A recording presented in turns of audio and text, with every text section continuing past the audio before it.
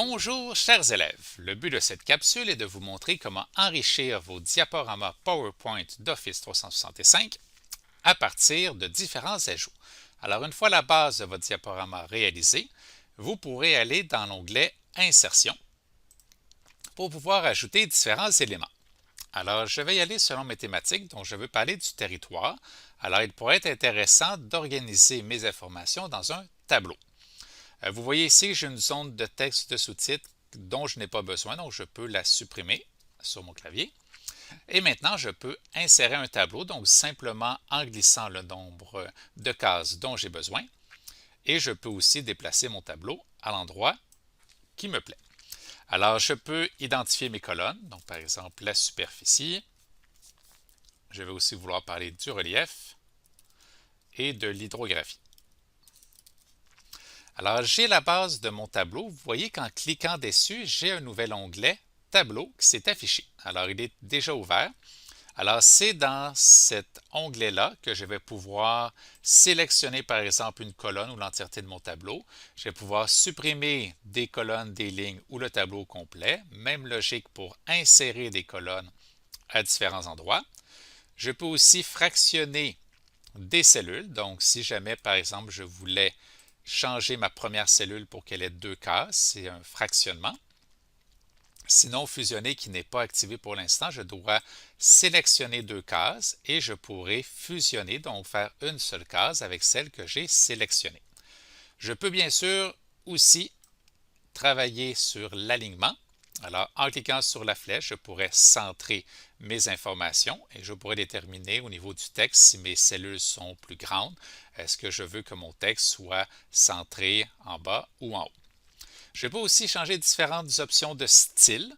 Alors, par exemple, si j'applique ici la colonne de gauche, alors vous voyez qu'elle a mis toute ma colonne de gauche de la même couleur.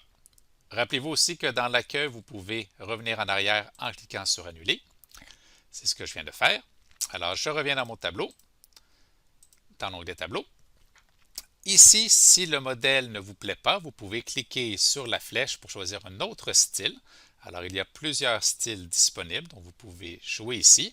Sinon, par vous-même, vous pouvez choisir une couleur de thème pour votre tableau ou choisir aucun remplissage.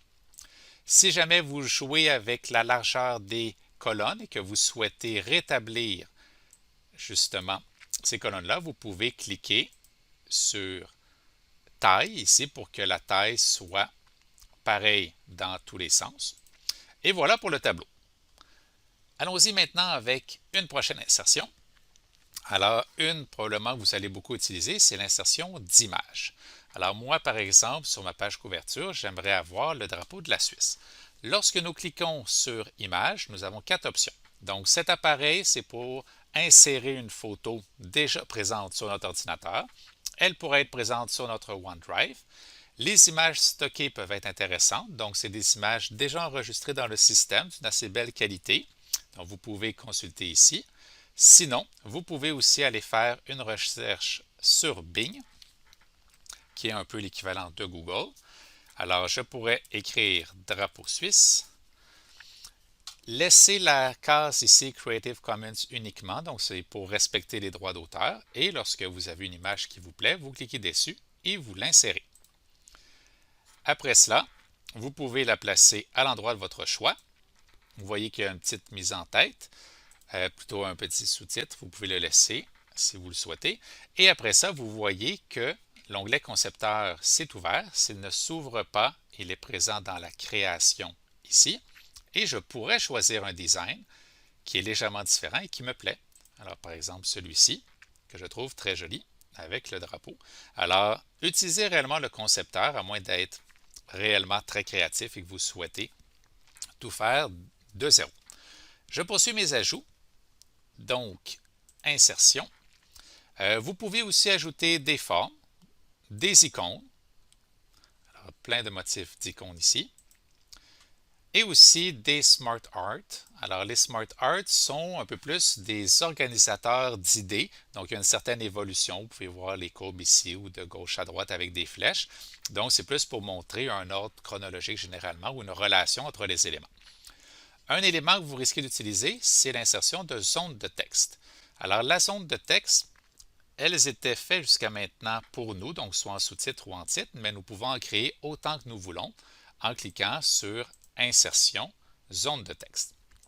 Une fois la zone créée, vous voyez que j'ai un petit onglet Forme qui est apparu et je pourrais changer le modèle de ma zone de texte, changer la couleur dans le fond de la forme et ainsi de suite. Donc, je vous laisserai expérimenter. Et c'est dans cette zone de texte-là que je pourrais parler, par exemple, la population. Je pourrais prévoir différents éléments que je veux trouver, peut-être la langue, et ainsi de suite. Je pourrais, on se rappelle, si je veux changer le contenu d'une zone de texte, je dois sélectionner. Je peux utiliser le menu raccourci ici pour changer les tailles.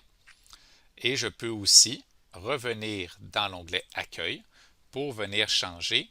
Par exemple, moi je souhaite changer l'interligne puisque je trouve que mon texte est trop collé.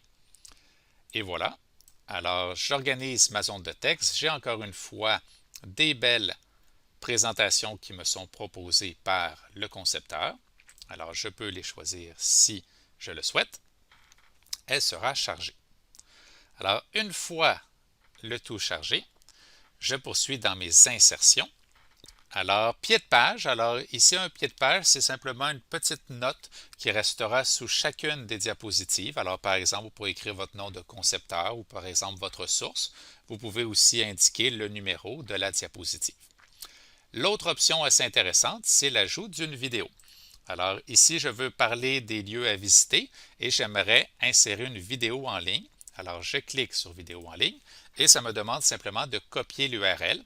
Alors, j'ai déjà trouvé une vidéo ici qui présente des lieux à ne pas manquer en Suisse. Je vais copier l'adresse, la recoller ici. Et ce qui est assez intéressant, c'est que la vidéo est insérée directement dans ma diapositive.